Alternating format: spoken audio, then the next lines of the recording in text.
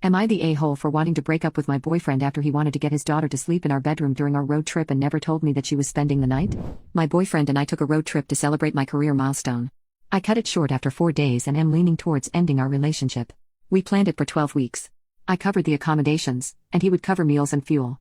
We were to leave by 6 a.m. on the first day, but he didn't show up until early in the afternoon after constantly telling me that he was already out of his house. Then I had to call him because it doesn't take hours to get to my place. First, his family needed something, and then he had to meet with a coworker, etc. By the time he showed up, I was furious and frustrated.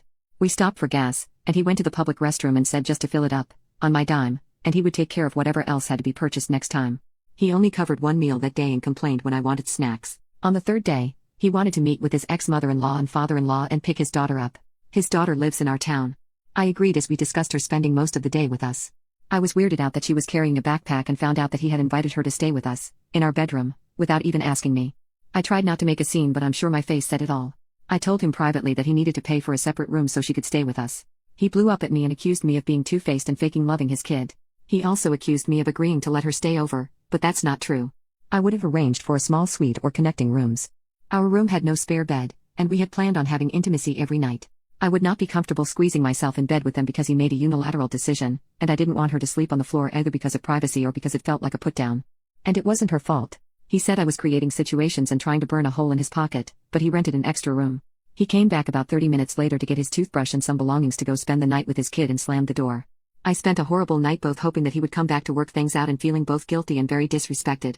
The following day, she was nice as usual, but he gave me the silent treatment. I tried to talk to him, and he low-key barked at me that I ruined everything and that I killed all his attraction for me. I tried to control myself and avoided crying, but whenever I looked at him, he looked angry and kind of going on a power trip. I asked if we could talk later, and he buried his face on his phone. I drove his daughter back to her grandparents' house and kept driving back home. When he asked where I was going, I said the road trip was cancelled. I left him at his house and drove back for the rest of the trip but didn't enjoy it. He called me several times but I didn't answer. I'm not even trying to punish him.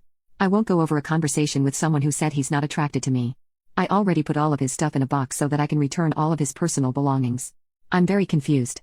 We've had arguments like the next couple, but never like this. I'm rethinking and figuring out if not allowing his daughter in our bedroom was an insult or what.